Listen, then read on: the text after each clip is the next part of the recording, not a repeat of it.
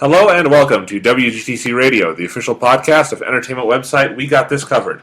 I'm Jonathan Lack. And I'm Sean Chapman. And we are here to talk about some recent news. It's kind of sad, it's kind of exciting, but basically up until Saturday, I think, is when the news broke, we had absolutely nothing to talk about on this podcast. Yeah. We were desperately trying to find just anything, absolutely anything to talk about. I think we were about a day short of just recording our discussion of what we might talk about. Yeah. And putting that out as a podcast. Because it's weird. Last 2 weeks ago was so busy we recorded 3 goddamn podcasts. Yeah. I think there were 3 good podcasts, but we had to do them all in 1 week because that's when they were relevant. And then we took a week off because there was nothing happening and we had just done 3 podcasts. Yeah.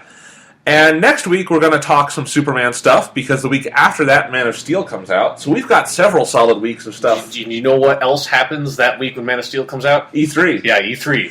So, you know, goddamn it, world, why can't you just space it out a little? Yeah, I don't know. Makes it very tough for podcasters. But in any case, this week nothing was happening, and then something big happened. And obviously this had to be a podcast. Yeah. So, to talk about this news, on Saturday, BBC confirmed Matt Smith has chosen not to come back to Doctor Who for a 4th series of his run, 8th series of modern, 34th overall. Yeah. It's tough to number these. 34th season. Yes, 34th season. He has chosen not to come back for season 34, which means that he will be... I mean, they've already shot the 50th anniversary special. They're close to shooting the Christmas special, and that'll be it for him. He's got 2 episodes left, basically, and then we're going to get a 12th Doctor. Yeah. So this was pretty damn big news. Yeah. And Sean, what did you think about it? I mean, I felt the same way I think I've always sort of felt about there being a new Doctor, that I'm just really excited. Particularly, I think my experience with this show is so strange compared to most people, with like just having decided to watch it from the beginning, that I have seen so many regenerations. You know, I've watched all of it, and this is technically going to be the first one, I think, where I have been fully caught up when the regeneration happens, because I had started watching the show like the way I was watching it when David Tennant was the Doctor, so technically David Tennant regenerated Matt Smith while I was watching older Doctor Who, but obviously I was not caught up to Tennant by the time he regenerated, so this will be the first one I actually experienced while I'm watching the show as it's airing. But I still sort of feel the same way of, I want to see what's going to happen. I want to see what's going to be new. I want to see how they're going to change Doctor Who, put another twist on it. Because that's, to me, the regeneration thing is the best part about the entire show. Because that's what lets the show be able to have 33 seasons and still be really fucking good. Yeah. So. I guess to give my personal history, I did catch up to Tennant when his last episode aired. I didn't see it the day it aired, but I saw it shortly thereafter. Mm-hmm. So I was in on all that. So this will be my second go-through with this. And, you know, I want to say, at the time, I love David Tennant. I couldn't love that version of the Doctor more. He's awesome. But I did not quite understand at the time the people just, falling apart at the news that David Tennant was leaving and being so unwilling to accept anyone else. Mm-hmm. And I caught a little taste of that the other day when they announced Matt Smith was leaving, because I don't think I realized how attached I was to this incarnation of the Doctor, and how much Matt Smith's performance has meant to me these last couple of years. And I just didn't know how much that meant to me until the news that he was leaving, because it was such a surprise, and there is such a realignment of our expectations and reading of this era of the show. And it was a shock for me, and I've accepted it, but I think on Saturday that threw a wrench in my day. I was very sad all day, and I think I went through the 5 stages of grief. Yeah, when you were texting me about it, you seemed kind of depressed about it, as much as I could tell through the text. I was so depressed, it was unhealthy how depressed I was, and I quickly realized this is not good for me. But I think I went through it. I was denying it. It's no, this is a joke. This is bullshit. Moffat is doing one of his dumb Moffat things that he Moffats all the time. He's not doing it, and then denial. You go to anger. I'm just why would Matt Smith do this to us? He had so much left. He's only 31. And then it was bargaining, maybe this is just a prank. This is part of the 15th anniversary special. We'll see the 12th Doctor, but then they'll go back to the 11th. Yeah. And then finally I got around to acceptance. And my acceptance was reasoning through, I think I realized why I was so sad was a mixture of, I really do love this character, and because he was the first Doctor, I watched week to week, and I not only have I watched every episode of his run, day it aired, I've written about every episode except the most recent run of episodes at the end of Series 7, but even then, I talked about them at length on the podcast with you. So I have just been so invested in this character, and this character, this version of the character. The Doctor is always the Doctor, and that's one of the things I have to remember. But, this version of the character has just been such a big part of my life for 4 years now. It's like, that it's just tough to rearrange what I'm thinking about, because this announcement comes basically when his era is almost done. And I think that's the biggest thing for me that made it tough to grasp, is it wasn't like we heard this and then we started Series 7 and knew, all right, well, we get 13 more episodes with him. Yeah. And that's what it was with David Tennant. We knew, I think, probably going to Series 4. There was like 2 years out, like... David Tennant's, got a long exit coming. Yeah, it was certainly before the special started airing. Right. So there was a long lead time to that. And then I think with, Matt Smith, it was just, we hear this, and then it's like, oh shit, we're already done. We're almost. We've just got 2 left. And Series 7 was not a bad season, I don't think, but it had, there were rough spots in it. Nothing pertaining to Matt Smith. Yeah. But it was like, so that was a little disappointing. But then I think the bigger part of acceptance is coming around to what you said, and obviously you're quicker to this because you've seen all of Doctor Who. Yeah, like to me, I've the only sort of like negative reaction I had to the news was immediately I was like, wait, what? Like that's because it sort of felt like it came completely out of nowhere. And we'll talk about that. Yeah. But yeah, like I was more immediately like, okay, fucking cool. Yeah, 12th Doctor. And that's what I eventually got around to, was thinking, we got 2 great and 1. At times, very good season out of Matt Smith. We've got 2 episodes left, and they will probably be very good. Yeah. I can't imagine. I think if Stephen Moffat, where his strengths are, that we know are strengths, I think he can write a regeneration story. I think he can absolutely do that, because his grasp on the 11th Doctor has never been shaky in terms of that character. So we've got some good stuff left to come, and we've got a lot of great Matt Smith in the past. And more than anything, as you said, this is what Doctor Who is it's exciting that at the end of this year, the show will, not only will the character regenerate, but the show will be different, and the show will be revitalized in a certain way. And we'll have a new version of the character to talk about, and that's always exciting, and that's what's so magical about Doctor Who, is that we approach these regeneration episodes both as really sad goodbyes and really exciting, like, meetings. And there's nothing else like that. There's just nothing else like that in the world of entertainment. So... Yeah, certainly, like I said, it's the thing that makes Doctor Who really special to me. And this is going to be... I think this one's going to be really interesting because Stephen Moffat is staying on as the showrunner, and we have Clara is now going to be like recontextualized as this cross-Doctor companion, whereas before it was sort of assumed that Matt Smith was going to have another year with her. And so this is going to be... I think this is going to be a really interesting regeneration, just to see how Stephen Moffat handles it. Like, if he's going to sort of adjust the tone of the show to go with the new Doctor, or if he's going to sort of like keep the tone he's been going with and find another Doctor that sort of like fits within it. I'm really curious to see. Well, let's ask you, because you know everything. What are the precedents and antecedents for this in Doctor Who? So, I mean, traditionally, when you go back to really, really old Doctor Who, usually when a Doctor changes, you have a change of production staff behind the scenes as well, and that's what sort of motivates the changes in the show. Like with the first Doctor changing to the second Doctor, Verity Lambert, the original producer on the show, had left after the first 2 seasons, and I think someone else came on as script editor like during the second Doctor's second season, so that kind of changed that tone. Then when the third Doctor came on, that's when it went to color, the production team changed behind the scenes, and that turned into like a spy thing. And then when he changed it to the fourth Doctor, again, the production changed behind the scenes. Philip Hinchcliffe became the producer, Robert Holmes became the script editor, thus beginning the golden years of Doctor Who for like the first 4 seasons of the fourth Doctor's run. So traditionally, that's sort of how it's worked, and then it sort of changed when it went to the John Nathan Turner years with the 5th, 6th, and 7th. And that's sort of what I'm most curious about, is this going to feel more like the John Nathan Turner style of you have a different Doctor, but the show still feels very much like it's in the same style, where it's like, the 5th Doctor and the 6th Doctor's like the opening theme, the TARDIS console, like all that stuff was exactly the same. It felt like it was the same show behind the scenes, just with a different character.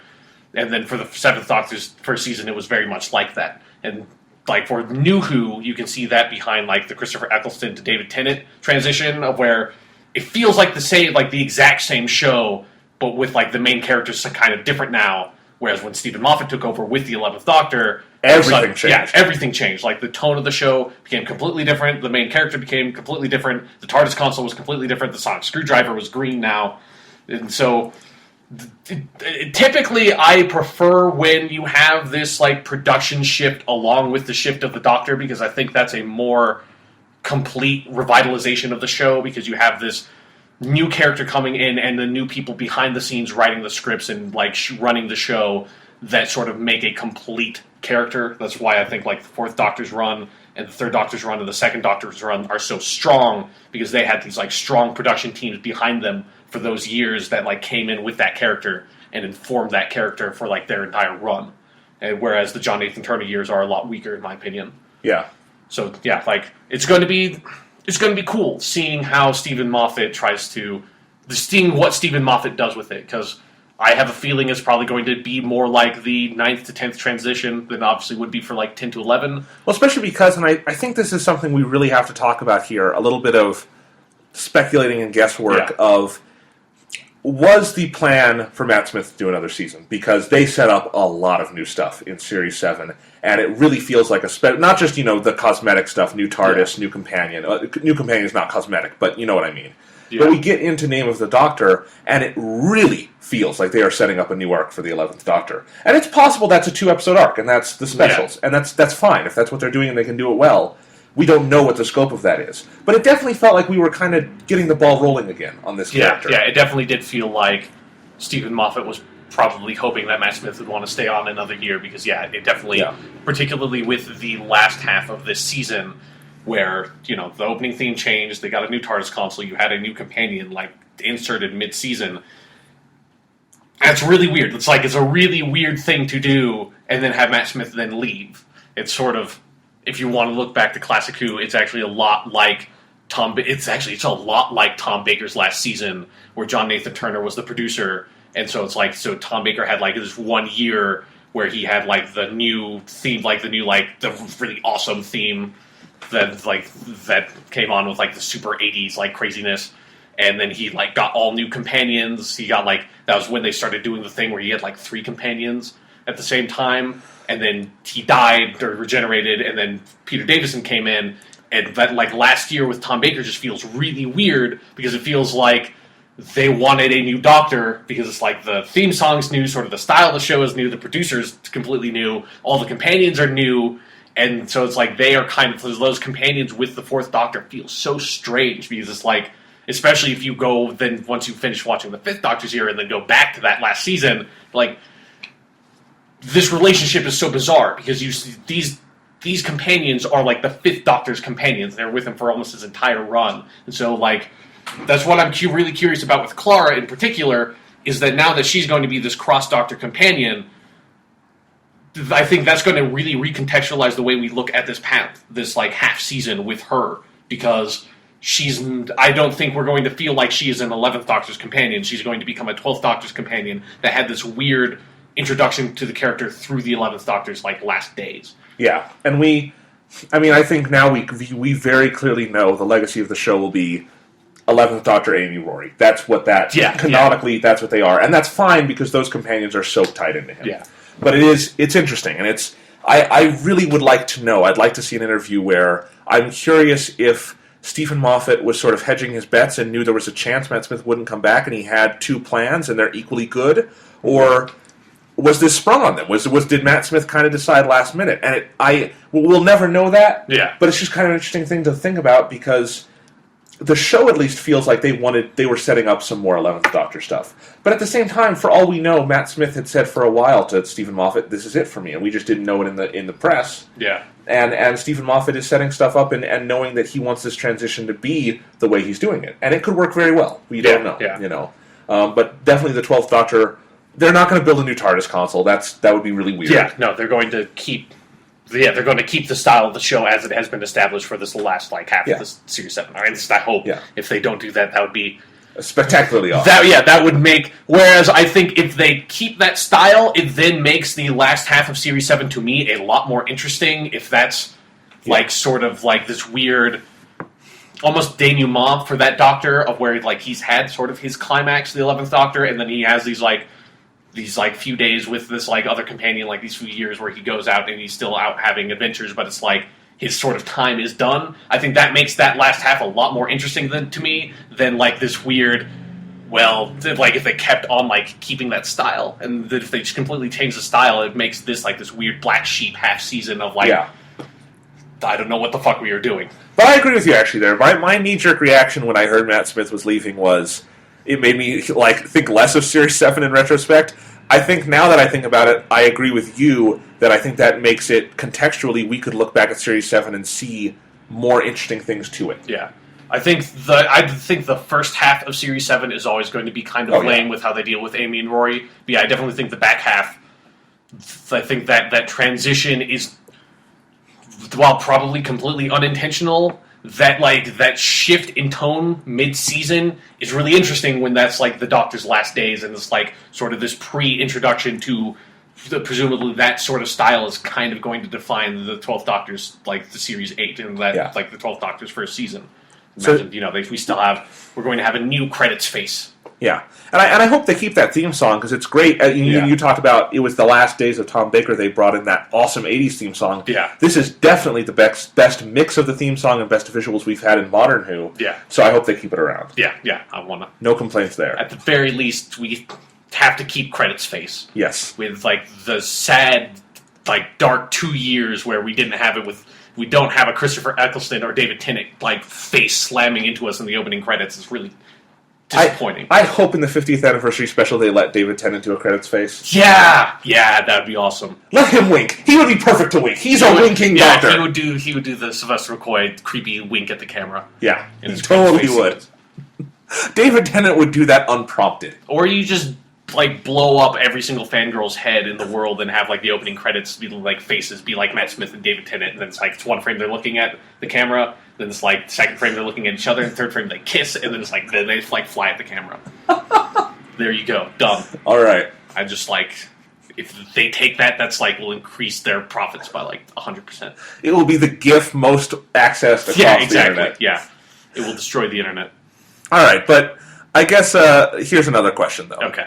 We have a lot of mysteries from the 11th Doctor era left. Yes, we do. And, I mean, the main ones, I mean, we've mostly closed the book on a lot of the Silence stuff, it was not well, but the main thing is the explosion of the TARDIS. Yeah, and then which is Silence stuff. Right. And then we introduced some new stuff with... and then we did close a lot of it in the Name of the Doctor in terms of learning what some of these things are, but we also opened up some new avenues. Now, obviously, those are set up for the 50th anniversary special. We don't need to worry. Those are being addressed. Some of the stuff. Like, we're going to find out who John Hurt is. Yeah. Hopefully. That'd be really weird. But do you think that... I think it's entirely possible Stephen Moffat was always planning that some of these story arcs were going to be resolved in these last 2 episodes, and maybe that helps Matt Smith make his decision to leave. Or did he have a longer game plan, and he's just going to have to do them with the 12th Doctor now? I think if he does not resolve the TARDIS exploding stuff in the 50th anniversary or the Christmas special, he's not going to. Yeah. Like, I hope those plot lines die with the 11th Doctor. Like, I would hate to see the 12th Doctor come in with any baggage like that. Right. I think that would be a really bad idea to have a Doctor shift and then to have him have these overhanging plot threads from the previous Doctor. Like, that's just something that's never really happened before, like kind of with Christopher Eccleston and David Tennant, but even then, it felt like the way Christopher Eccleston regenerated sort of gave that character more of a clean break, where he sort of dealt with his guilt from the Time War a lot. So then when he regenerated, it's like, okay, like, this is a new character, he can do new stuff, he's got his own character arcs to deal with now. Yeah, I mean, that was actually very cleanly done, I think, in the Russell T Davies years. But, yeah, it's weird, and I think, I suspected when we got to the end of Series 5, it was either we are going to learn about the TARDIS explosion soon, or it will be when he regenerates. And that is still my working theory, is since we have not learned about it yet, and we know he has 2 episodes, my direct theory is that will be related to his regeneration. That would not surprise me at all, and I think that could work. But it's interesting. Yeah. And it's... like I said, if it's not, then it's probably never going to come up again, because it would just be really awkward to try to... Like, it's like, we were actually talking about this before the podcast, but it's like, I think any sort of plot line that's cross-Doctor just tends to be really awkward, because it's like, if you look at the stuff with River Song in her first appearance with, like, the 10th Doctor, that just doesn't like, I mean, it kind of works from the River Song perspective in some places, but overall it feels strange because knowing that this is the only time she ever meets the 10th Doctor. Or any other Doctor at all. Yeah, or any other Doctor at all, that she spends all of her time with the 11th Doctor because that's just the way the show was produced. Like, that just makes her character feel really weird because, like, you don't know, like, how, like, you know, though she has pictures of all his other generations, it's how, like, you've never met any of them. Like, you clearly didn't. Yeah, it's just really weird.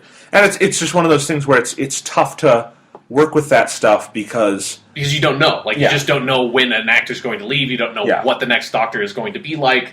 You can't, like, you just can't plan to do that kind of stuff across Doctors. So it's like, don't, like, if it just happens that, you know, the Matt Smith decides to leave and you were hoping maybe there's, like, to deal all this stuff in Series 8 with Matt Smith's Doctor, fucking drop it. Like, just go do something new. Yeah. Forget about it. Doctor Who has dropped a lot of things in the past.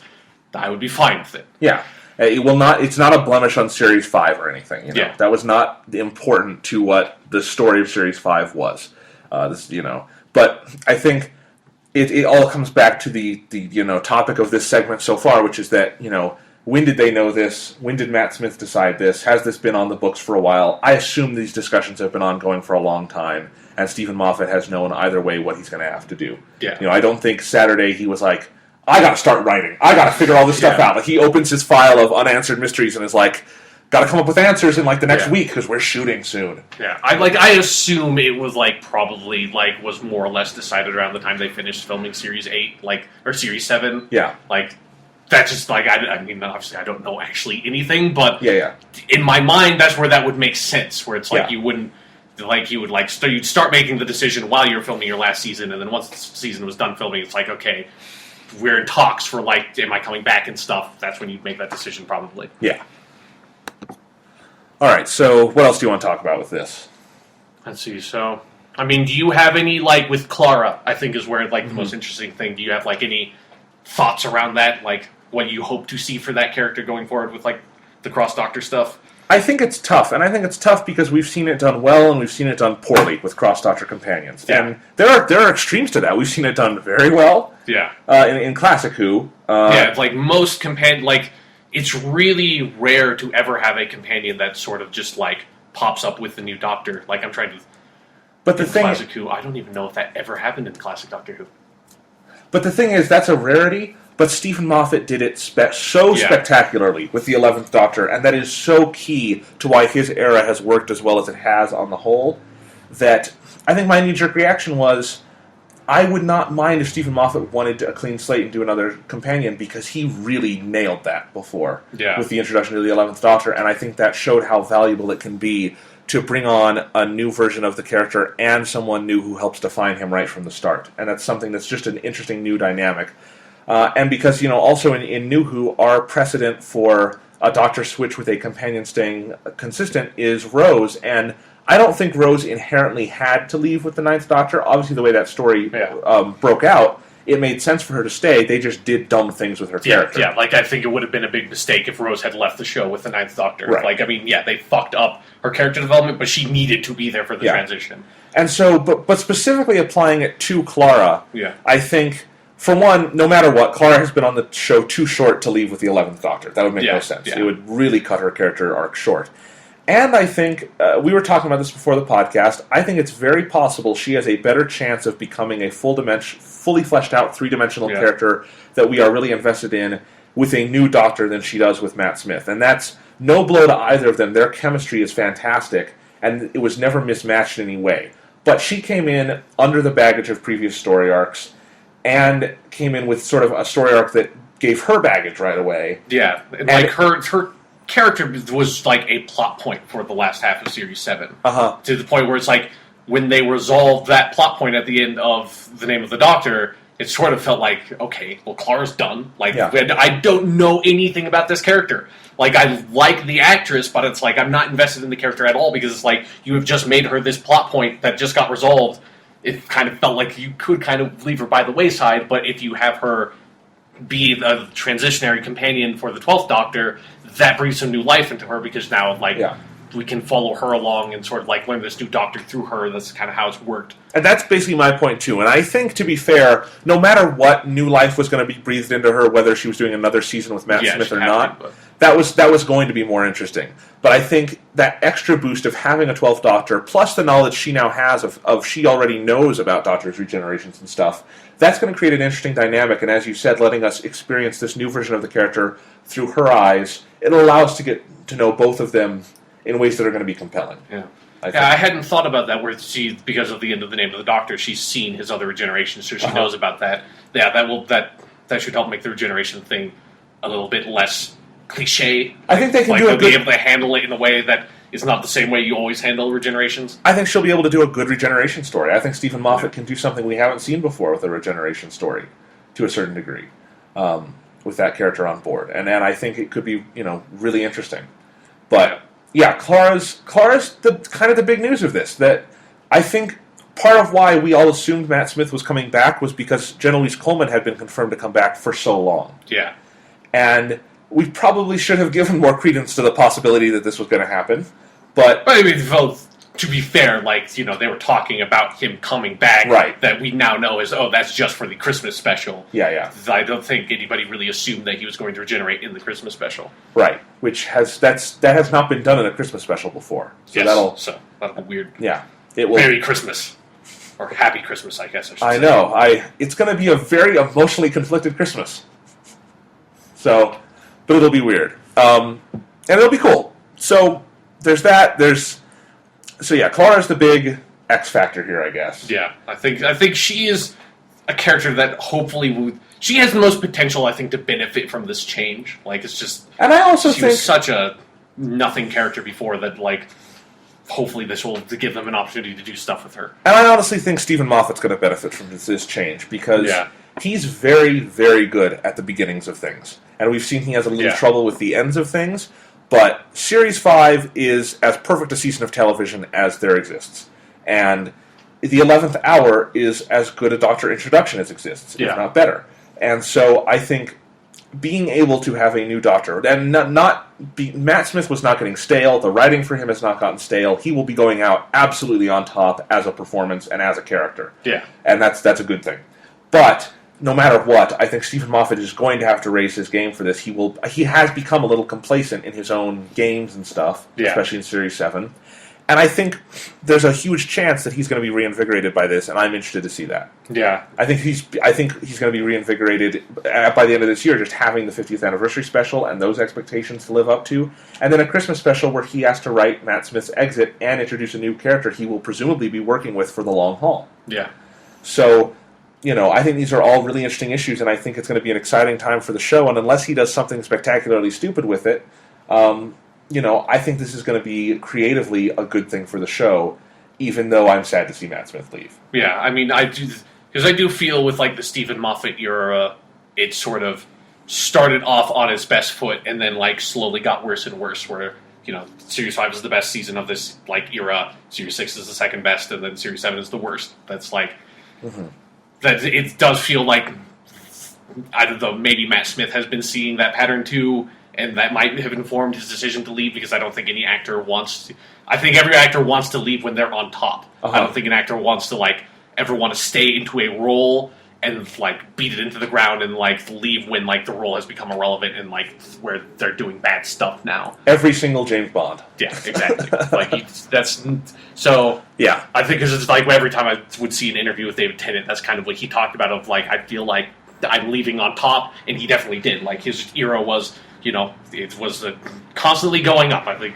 Other than, End of Time Part 1, which was shitty, but End of Time Part 2 is great. Yeah, that is... I just have to give a shout-out to that. I was talking to this with my brother, who has not seen the David Tennant at the end of that era yet, and I was describing to him... I was trying to explain how David Tennant just was, as you just said, this sort of meteoric rise in quality until End of Time Part 2 is you are fucking bawling through half that episode. Yeah. But then there's that is just the weirdest road bump in Modern Who for me, is End of Time Part 1, because it is one of the worst hours of all of Doctor Who, of modern Doctor Who. Yeah. It is a disaster. and it's part one of a story that overall I view as a huge success because part two is just that good. Yeah. But it's very odd, and luckily I don't think we have a chance of that with Matt Smith because these last two episodes are not a two-parter or anything. Yeah. Unless it's like the first 15 minutes of the Christmas special is like, what the fuck is this shit? And the last 30 minutes are, hey, this is really good. Yeah. So that would be odd. But yeah. I think there's a lot of creative possibilities here, and I guess that's a good as good a transition into any as talking about the 12th Doctor himself. Yeah, okay. And, the main thing we have to say here is the speculation has already started. We've got all the British trade papers reporting that they know who Stephen Moffat is looking at. I want to stress something to anyone who's gullible enough to believe that, because there are a lot of people reporting this kind of stuff, primarily on British sites. You're not seeing it on American sites, because I have to back up a minute here. The best part of the Matt Smith leaving announcement was watching American entertainment sites try to write about Doctor Who when clearly they did not know what Doctor Who was. Like, people trying to explain, like, the next Doctor Who will be, and, like, always they never called him the Doctor. I saw Entertainment Weekly saying... I mean, to be fair, that's... British people do that, too. Like, that is not an uncommon thing to refer to the character as Doctor Who. I know, but there were a lot of other things, too. Like, they just clearly, like, they didn't really know what it was. Like, Entertainment Weekly saying, he'll regenerate one last time in the role. I was like, no, Doctors regenerate once. That would be weird. And then it was just a lot of stuff like that. But that's beside the point. Anyway, again, if you're gullible enough to believe any of the British trade press rumors on this stuff, don't believe a single thing you hear about the 12th Doctor until it is the BBC or Stephen Moffat telling us who he is and giving us a picture to confirm he actually exists. Yes, on the cover of a magazine. Yeah. Yes. Yeah. Like leaning on a TARDIS. Mm-hmm. That is when you can believe, and that is when you can start talking about it. Otherwise, it's kind of dumb to speculate. Yeah, it's so dumb. I hate the actor speculation game for anything, because it's always just like, no, like half the time your picks are like, well, that would be kind of cool, but it's never going to happen. So it's like, why even mention it, Yeah. And it's just, I've seen a lot of, I've seen some names floated out there that, there was like one name that I thought would be a really cool choice. Other than that, it's all, those are just popular actors. That's not Doctor Who. And the thing about Doctor Who is that the 12th Doctor, just as all the other Doctors, he will be best if we have never heard of him. Yeah. And if we have no preconceived notions, and if, we read his name this summer, and then we're like, okay, we know who he is, and then we go into the Christmas special and see him for a couple seconds at the end of the episode, and we get excited because maybe he looks the part, Yeah. That's what it is. That's the game. When Matt Smith was announced, nobody knew who Matt Smith was, and that's how it's got to work. The Doctor cannot be Patrick Stewart or something. You just can't do that. That's not how it works. The Doctor... Mostly because Patrick Stewart was already Captain Picard, and that would just... You can't have a Star Trek captain also be the Doctor. That would be fucked up. Yeah. Of course, once upon a time, we would also have said you couldn't have one director directing Star Trek and Star Wars. I'm still saying that. Yeah. I've not stopped saying that. It's still bullshit. I agree. Just because it's happening doesn't mean that it shouldn't happen. Yeah, so... Much as we love Patrick Stewart, no, he can't be the Doctor. Yeah. And there's a lot of other dumb names where it's clearly just people floating out popular British actors, like... this happened actually with the 10th Doctor and the 11th Doctor, of people predicting that Idris Elba of The Wire and Luther would be the next Doctor. I have no problem if they want to cast a black Doctor. That's not the point. Yeah. The point is Idris Elba is not the Doctor. He's a great actor. He's a great actor in a totally different way. Yeah. He's too serious. He's too dour. He's just not that kind of actor. He's not. Although, one of my reasons why I hate playing the actor guessing game is because we don't know how any actor would take the role. Like everybody's like, presumably you'd pick Idris Elba because of, what you've seen him in before. One of the ones I see a lot is Benedict Cumberbatch, because he's Sherlock Holmes, and he's awesome in that. He would be a really good Doctor in this world where he wasn't already Sherlock Holmes, and he obviously wouldn't be able to be the Doctor just because of scheduling stuff. I mean, he said he isn't interested in it. But, people always base it on, what they've already seen them in, where it's you don't know. You have no idea how this actor would tackle the material. You're just assuming that Idris Elba would be how Idris Elba has always been, when it's he might, be the craziest, kookiest Doctor you've ever fucking seen in your goddamn life. He could be, but then the other problem is when you talk about these recognizable actors is I and a lot of other people have a long history with an actor like that. Where I know him. I mean, that is the main reason I feel like you shouldn't cast them. It's just I don't want to have this preconceived every time I see the Doctor I think of Captain Picard. And there's no way, Idris Elba was Stringer Bell. I would never be able to get that out of my head of him being a murdering drug dealer / lawyer from The Wire while watching Doctor Who. It just wouldn't work. And I think he's also one of those actors who, and again, we're talking about preconceived notions, but like with all these actors, I think a lot of people are talking about actors who have a very modern persona. The Doctor has to have kind of a timeless persona, and that's helped when you don't know the actor. Mm-hmm. So I think what's more useful here, if we want to talk at all speculation, is what kind of Doctor would you like to see in the future? I mean, again, like I feel the same way about even just that, where it's like, I would just be excited to see anything. I just want to see something different. Like, I think there's a lot of interesting stuff where it's like we have the opportunity to have a female Doctor, or like have a black Doctor, or a Mexican Doctor, or an Asian Doctor. I mean, that's incredibly unlikely. Like, if we're going to get a black Doctor, like I think that is a very real possibility. That's like that could be cool. Although it's like, the last thing I would want for them to cast a woman or a black guy as the Doctor, because that's what they're going for. It's like, we want a woman Doctor, we want a black Doctor. It's like, just if the person's really good at the role. Like, that's kind of the point of the role. Is it's like, it doesn't matter. He's a fucking alien anyways. / she's a fucking alien if they make him a woman. Well, I think we should probably mention that because there's been a lot of speculation of, will we finally get a woman Doctor? What would you think about that?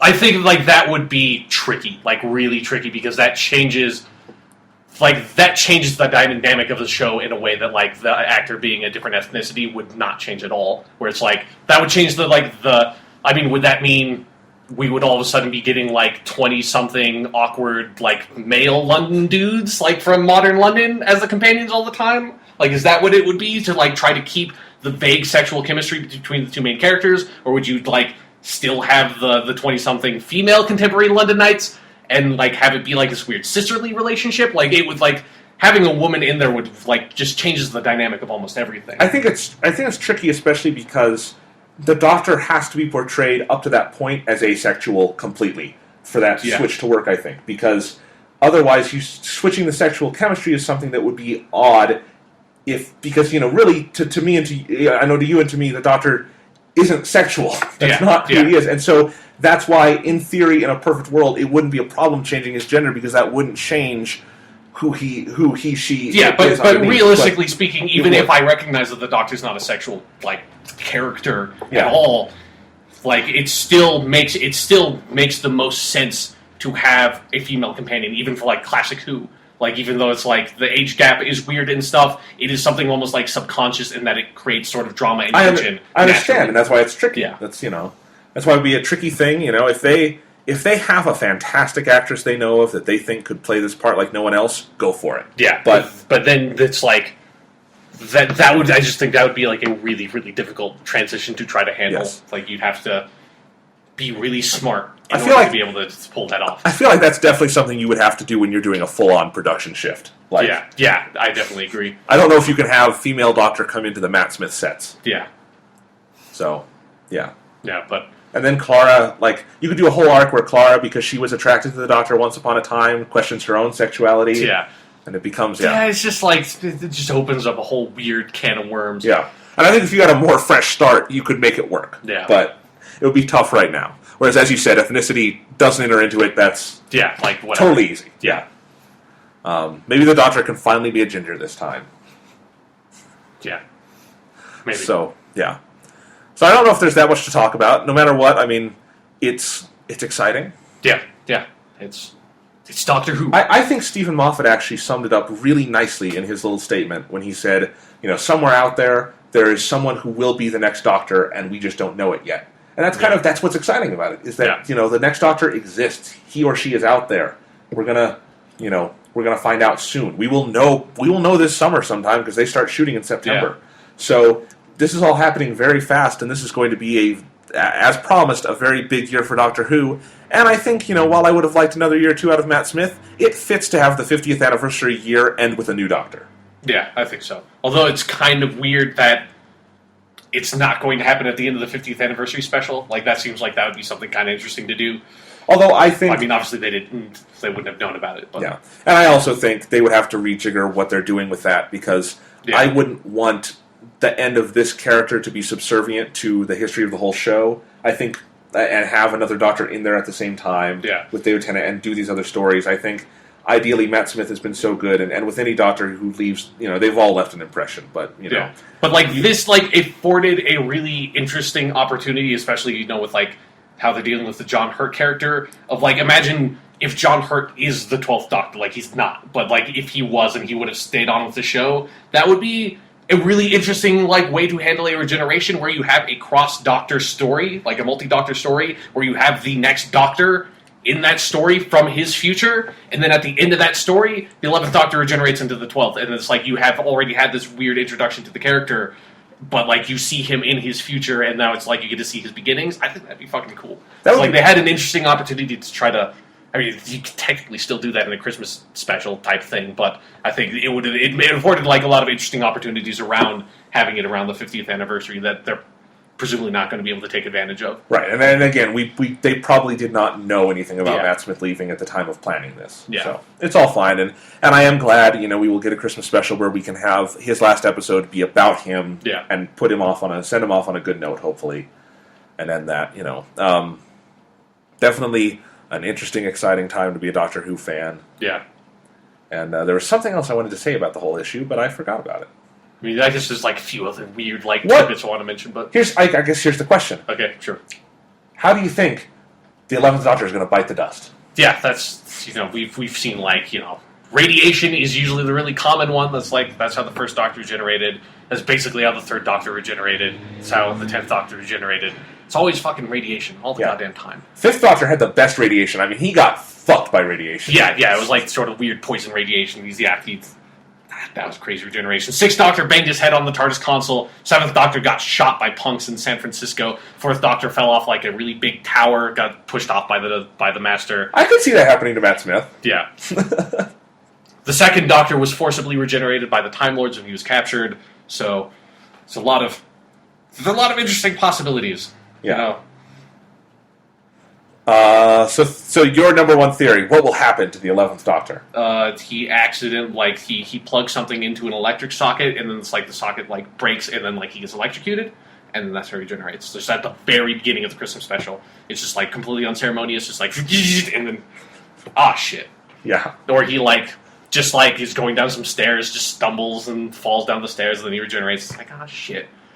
Okay, I'm predicting the Christmas special will just be a normal, really good episode of Doctor Who. It doesn't have anything about regeneration in it. And then in the last 5 minutes, Doctor walks out of the TARDIS, there's a weeping angel right there, it kills him and he's regenerated. And that's... Stephen Moffat likes those weeping angels. Yeah, he really does. Weeping, in recent years, we've stopped having Dalek episodes all the time, and we just kind of replaced it with weeping angel episodes all the goddamn time. But yeah. Yeah. So... No, I think. I mean, that's always the fun part. Is how exactly will he die? It usually doesn't matter. It's just a MacGuffin. Yeah. It's usually just radiation because that's a very non-violent way to try to portray him, as opposed to he gets decapitated or something and has to regenerate something. Just unbelievably violent. Yeah, the end of this will end with someone cutting off Matt Smith's head, and it'll roll away, and then we'll see a single tear run down his cheek, and then he'll regenerate. I don't want to go. Oh, God. No, yeah. If it's radiation again, I will have no complaints. It's all about the execution. Yeah.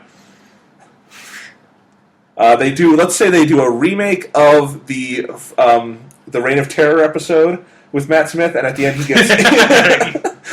Robespierre decapitates him. Yeah, exactly, yeah. People's razor just shook. Yep. There you go. You bring back the grand tradition from the first Doctor's first 2 seasons of a lot of historical episodes. There you go. Yes. He goes back. They decide to go super controversial for Christmas. Biblical times, he gets crucified alongside Jesus. Yeah, let's go ahead and just get the show canceled, why don't we? Yeah. Christmas episode. Yeah. People are less sensitive in England. I mean, you do realize Christmas has nothing to do with the crucifixion of Christ, right? It's no, but it's the same dude. I mean, yeah, but it's that's a crucifixion. This is a completely different holiday and stuff. I know. I'm just saying, but it would be a really creepy way to do it. Yeah. Jesus is the 12th Doctor. It's all sure. There we go. Stephen Moffat wants to tie all of religion into his story too. Yeah. All right, let's get off this subject before I get lynched. Okay, yeah. What else did you want to talk about? I mean, there's the interesting thing where now, it was established in the Fourth Doctor's era that Time Lords only have 12 regenerations. Oh, yes. I mean, it was established. It was used as the Master was out of regeneration, so there's a few episodes about that before he turned into Anthony Ainley. And then, so it's never been fully understood why or how the regeneration limit works. It's just always been this number 12. And if the theories about John Hurt's Doctor are true, that he is this weird missing regeneration, that he is technically the Ninth Doctor or whatever, but the other Doctors just are he's an asshole, so we don't think about him. Just forget about the actual Ninth Doctor. That would technically make this 12th Doctor the 13th Doctor, which would mean that he would be out of his regenerations. And that would not surprise me at all. I think Stephen Moffat... And I hope they don't do that, because then that fucks up my numbering of the Doctors, and that would really piss me off. But. Yeah, I agree. But overall, I think it makes sense. Whether they do that or not, I think Stephen Moffat would like to tackle the issue of the regenerations. That is his kind of story to do. That's the kind of thing I think he likes to write on Doctor Who. Yeah. And it would make sense, because he entered with 11, knowing I'm at least going to get close to this, unless Matt Smith stays for 8 years, which he hasn't.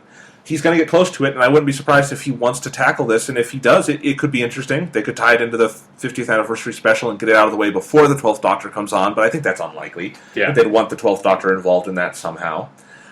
So it's an interesting case, and I think I think Stephen Moffat could write a good story about that and figure out something interesting to do with it, whether it's at the beginning of the 12th Doctor's run or at the end. Yeah. I would assume he wouldn't want to leave midway through that Doctor's run. That would be odd. Yeah, but because I don't believe the 12 regeneration thing has ever been mentioned in New Who, right? I can't think of when it would have been. I think they may have mentioned it briefly and not as a plot point somewhere in the 3-parter with the Master at the end of Series 3. I feel like that was brought up. It's just, because I don't remember that. But if they haven't, New Who has always sort of played fast and loose with, what stuff it wants to bring over from Classic Who. Apparently Starro's not blown up anymore. I don't know. I don't know what the fuck the Starro situation is. They rebuilt it somewhere. Who knows? Yeah, so it's also entirely possible that they will just ignore it. I would not be surprised if that were necessarily the case, but it's a pressing issue that if they want to address it, they might have to. If this is what if they want to address it at all, they're going to need to. If this is actually going to be the real 13th Doctor. Mm-hmm. Yeah. Or even if it's the 12th, when we get to the end and we get to the 13th Doctor, that's something they're going to talk about. Yeah. I assume the 12th Doctor would be a little angsty about that at the end. Oh shit, this is the last time I get to do this. Yeah. So yeah, it's so interesting that we now get to use the phrase the 12th Doctor, and we're throwing that out there, but we just don't have a face yet or anything, Yeah, we don't. That's what's exciting about this. So I will be sad to see Matt Smith leave, but I will be excited to see the new guy. We will definitely, when the time comes, do a big Matt Smith goodbye, farewell retrospective episode. Yeah. Celebrate his years. He is unquestionably one of the best Doctors. And, if people want to put him in David Tennant's shadow because they couldn't let go of that, whatever. Fuck you, Internet. Yeah, whatever. That's how it always sort of works out. This is going to be, the new guy comes on, everyone's like, he's not Matt Smith, this is fucking bullshit. I'm going to go on a bunch of YouTube comments and just type Matt Smith in all capitals over and over and over again. Because everyone's going to forget about David Tennant, it's going to be Matt Smith. Now Matt Smith is to Doctor. Yeah, exactly. And then when the 12th Doctor regenerates, it's no, why is Idris Elba leaving or whatever? It's this is fucking, I'm going to go kill everybody at the BBC. This is bullshit. Why are you doing this to me? Yeah. Yeah.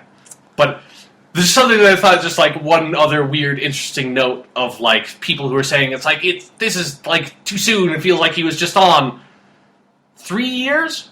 The perfect average with him now leaving. This is the 33rd season, 11th Doctor.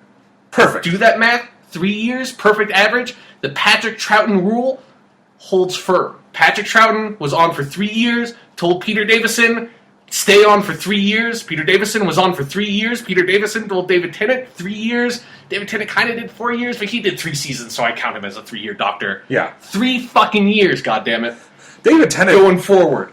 I love the numbering for David Tennant because he is technically 2005 to 2010 because he premiered in a Christmas special at the end of 2005, ended on New Year's Day 2010. Yeah, so it's if you...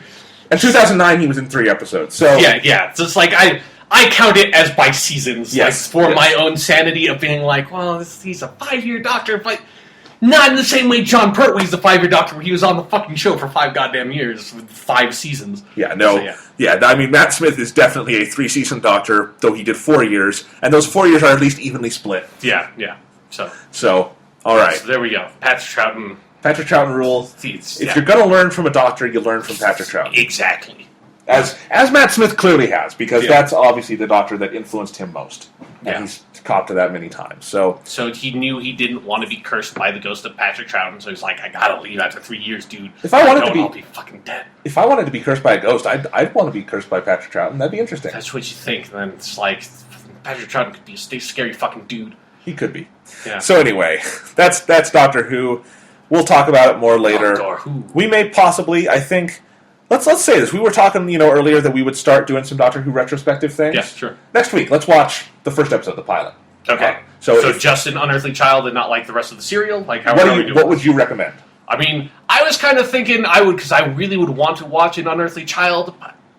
Like, I like 10,100 by 1,000 BC, whichever that is. I like that one, but not enough that I really want to rewatch it. I think we should watch an unearthly child and then also watch the Aztecs. Because that is a great serial that is also available on Netflix. So if people listening to the podcast wanted to see it, there's a very easy way to watch the Aztecs. Right? Don't think 100,000 BC. I think you'd have to get a box set to really easily watch that. So all right, so let's do this. Next week we're going to start our exploration back through Doctor Who. We will try to watch at least 1 or 2 great serials from every Doctor. Talk about them on the podcast. It's our summer rewatch project for the 50th anniversary. Yeah. So next week, have watched An Unearthly Child, which is the first episode of Doctor Who, and the Aztecs serial. Aztecs is super easy to find. It's on Netflix. Yeah, you can get it on iTunes. It's one of the most famous First Doctor ones. It's like one of his best. And then An Unearthly Child, Unearthly Child, however you can find it, watch it. We urge you to find it legally. Yeah, that's... But if you can't, whatever. Unearthly Child's really great. No one who was alive during the making of that episode profits from it now. So exactly. All right. So we're going to watch those 2. Unearthly Child has caveman politics. If you have not seen it, you're in for a treat. And we will talk all about it next week at the end of the episode. As always, we'll put Doctor Who stuff at the end. Other than this episode where we put it at the very beginning. Yeah, and then probably after Man of Steel and some of the E3 stuff, we'll come back and do a Patrick Troughton story. Yeah. Yep. Yeah. So, and then I really want to do for John Pertwee the one where Brigadier Lethbridge Stewart has an evil mustache. Okay, yeah, fair enough. Sure, we can do that. That's a good one. All right. So anyway, we'll do that. But now, let's see. Let's just, to finish the podcast, we basically don't have, that was our main topic. Yeah. But what else came out this week that we would like to talk about, Sean? Anything on your mind before we start off? There was, Sonic the Hedgehog, recently announced that Sega made a deal with Nintendo that the next, I believe, 3 Sonic the Hedgehog games are going to be exclusive to the Wii U or Nintendo consoles. I don't know how it parsed out. And I saw an interesting thing online today that could technically be up within the next year because they've got Sonic and Sega, or Mario and Sonic Olympics. Yeah. So this could be a very short-term deal. Yeah. Like when it first got announced, everybody, the headlines were all Sonic is exclusive to Nintendo, and that was just the sentence, and I was like, wait, fucking what? Jesus, that would be fucked up. But no, it's a temporary thing. And then we got a trailer for the first full Sonic game that's going to be on the Wii U called Sonic The Lost Worlds. And I was so disappointed when I watched this trailer and it had no fucking dinosaurs. You call your game Lost World and you don't put in a single fucking dinosaur. Fuck you, Sega. Fuck you, Nintendo. Fuck you, Sonic. You're a piece of shit. I hate you. Fuck you. I hate you. How about that? No, I'm just kidding. Yeah, fuck you. Jesus. I'm just talking about new Sonic, who doesn't have any attitude. What happened to you, Sonic? Yeah. I want you to be 90s dude. I want you to be better. But anyway, what did you think of the trailer? I thought it was a flaming piece of shit. Oh my god. It's awful. It's awful. God damn it. I thought we fixed it. I thought we figured it out. We had Sonic Generations. Sonic Generations was a great fucking game. So awesome. I played 30 fucking hours of that goddamn thing. Loved that game so much. I was like, holy shit, they figured it out. These 3D Sonic sections are great. They're I think some of those 3D Sonic sections are better than most of the 2D stuff in that game. So it's holy fucking shit, you guys figured it out. Some of your boss fights still suck, but some of your boss fights don't. So it's hey, yeah, Sega was on the right course. They've finally done it after 10 fucking longer, 15 fucking years. And they couldn't figure it out. And it's they finally did it, and then now they're just fucking no, we're doing something different. It doesn't make sense because No. Sonic Generations was not this one-off aberration. They were building to that. If you looked at the Sonic games before that, they were like Sonic Unleashed, the Werehog game, and Sonic Colors, and some of those.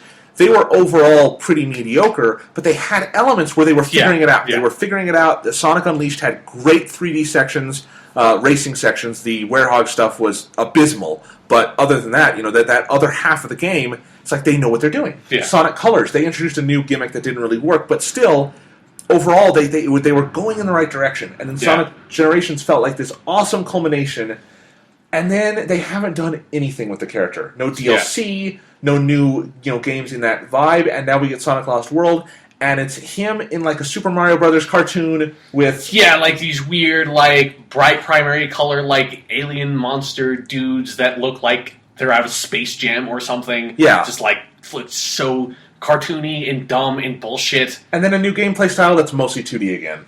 Yeah, and it looks like, in, like, the 3D sections take place on, like, this weird, like giant cylinder in space. Yeah. It almost looks like, I don't know, like Sonic Super Mario Galaxy kind of thing almost, like with how I was playing, like, because Super Mario Galaxy has, like, the small worlds and stuff like that. But it kind of reminded me of that. It's like, why? Fucking why? Like, why can't you just... I mean, like, I can take the dumb modern Sonic style a little bit. Like, it still grates on me that it's so dumb looking. That's like, I wish it had a little bit more of that edge. That's like, because everything in the 90s, even if it was kid-oriented, it was trying to be cool. Like, it was trying to kind of be edgy. And so that was, while it's dumb, it's something I can get behind. It's dumb that I like. Whereas, like, this is just, it looks like it's meant to be watched by toddlers on TV. It looks like fucking Teletubbies. It's so bright, so vibrant, so fucking wholesome. There's no attitude anywhere. Not a single tude to be given. And it honestly reminds me of some of the other games on the Wii U right now where they're technically in HD, but they've done nothing with the textures and nothing with the character models. Sonic Generations looked fantastic in HD. Yeah, it did. This game, that HD preview, it's all flat and smooth and just it's like they really paint fill on everything. like solid textures that are like a single color and that's it. Yeah, like the lighting looks like shit. Yeah, it's so disappointing. And to be fair, the game could be good. I don't know. That's just a preview. Maybe that preview is not indicative of the final product at all. Maybe Sonic meets those primary color characters and rips their heads off in the first scene, and then is put on trial and he has to escape from the police, and that's the game. No, that's not. That's not even possible. Okay. Literally, I think that is impossible. That's impossible. But maybe the game is still good. But it's just disheartening because being a Sonic fan has been tough for a while now. Yeah, and it would be so much easier, honestly, if Sonic Generations hadn't existed. If I could just completely give up on there being a good Sonic game, it'd be like, whatever. I can always go back and play Sonic the Hedgehog 1, 2, 3, and Knuckles, and it's like... And CD. And Sonic CD. And then if I really, hate myself, I can play Sonic 3D Blast. I can always go back and do that. But, then Sonic Generations came out, and it's like, well, here is another game I can throw onto the, if I want to play a Sonic game, I can play this and not hate myself pile. And then it's like, why don't you make more of those? Yeah. There is enough awesome Sonic shit that you could draw from the past. You could just easily make a Sonic Generations 2. There are a lot of levels that it's I would love to see them do another Sonic Generations game and, update them in the way they did for Sonic Generations with all those levels. So, I don't get it. I just don't fucking get what Sega's doing. Yeah, as you were talking about that, I thought, is it possible that Sonic Generations just sold poorly? And I looked at it here, and it sold 1.6 million copies as of the end of 2011. That's not, massive, but that's not bad by any means. And it's possible they're just commercially they didn't feel that worked. I don't know how that can. I don't know how Sonic games have been selling. Is the thing. Yeah, I have no idea. Video games sales numbers are kind of notoriously inaccurate because you don't usually only get the numbers from the first couple of weeks. Right, but it's the only thing I can think of here of why they would just. I mean, it was conspicuous when they didn't even do DLC for Sonic Generations because that felt like that was tailor made to do DLC for, and nothing. Yeah. We never heard a single thing about that ever Where's again. my fucking Hydra City Zone? God damn it. Yeah, you could have done so much more Sonic Generations. We didn't even mind that game was so short because it was so awesome in what there was. Yeah. And if they had just done another one that was the exact same format but different levels, I'd have bought the shit out of that. Yeah. Yeah, it would have been without a fun. doubt. And I want to see their Mystic Cave Zone. Be fucking awesome. Like, there's so many great levels from Sonic's past that because they limited themselves to one per game, that it's like they didn't mine the full potential. And I think ideally what we all wanted to see out of Sonic Generations was not, we would have liked more of these remakes, but ideally taking that gameplay ethos and what they had learned there and make something completely new. Yeah. Because the other problem with Sonic is that they've been repeating themselves so much. Yeah. I mean, Sonic the Hedgehog 4 Episode 1 and 2, the worst thing about it is that it's just a copy-paste from old games. Yeah. And that it just plays like shit. That's the worst thing about it, is that it doesn't play well. The second worst thing about it, or at least for Episode 1, is the puzzles. The third worst thing about it is that the last boss is just the last boss from Sonic the Hedgehog 2. Yeah, I mean, which is just offensively just, fuck you, come on. It's just come up with something new. It's disappointing when they just put out all these new products and it's just remakes of old stuff. I don't, need that with Sonic. And but they did it well with Sonic Generations, and I think that was the hope. We talked about this on an old podcast, the Monthly 10. That was our year-end closer of 2011. We talked about this and several other games. And the whole thing with Sonic Generations was that it really did feel like they had gotten back on track. They'd looked to the past. They'd innovated a little. Maybe now they could make something great. Yeah. And Sonic Lost Worlds just looks like they're doing something completely different and something stupid. Yeah, and something just doesn't look like Sonic anymore. Like, even with their dumb new Sonic art style that they've had since basically they went HD, even the new characters don't even fit in with that. Like, they even those new characters feel out of place. Like, what Sonic needs is they just need to fucking reboot it, They just need to just Sonic the Hedgehog, then it's like one, you do your full, 3D, whatever, Sonic the Hedgehog game, then you do a new Sonic the Hedgehog 2 where you throw Tails in, a new Sonic the Hedgehog 3 where you throw Knuckles in, and just, you need to wipe the slate fucking clean at this point and, go back to basics or something. I don't know. But they tried to do that with Sonic the Hedgehog 4 Episode 1. I mean, kind of. I mean, it's not saying, make it a 2D throwback game. I'm saying, reboot it in the sense that it's, you're making, make it basically the 3D sections from Sonic Generations as far as gameplay is concerned, but then, for, the story and that kind of, Sonic doesn't have a great story or anything to it, but it's for that side of it, go back to the original games more. Go back to just, make it a lot more simple. Don't throw, time travel or anything into it, no humans other than Dr. Robotnik. Just English localization, please just keep on calling him Dr. Robotnik. Let's go back to that. Dr. Eggman's so dumb. It is, I agree. Robotnik's way better. Yeah. Because then if he's not named Dr. Robotnik, then Sonic can't call him Dr. Robotnik, because it's like a butt, and that's really funny. Alright, so, yeah, and how much are you how much do you want to bet that Lost Worlds is going to make just horrible use of the Wii U technology and super sure. gimmicky? I can even imagine what you would do for a Sonic game with the Wii U tablet, because it's all about speed. But they're going to do something, and it's going to be dumb. Yeah, you can't be going really fast and then also by diverting your attention to another screen. Yeah. Well, and I can tell you right now that Wii U gamepad is a piece of shit to actually be a controller if you hold it.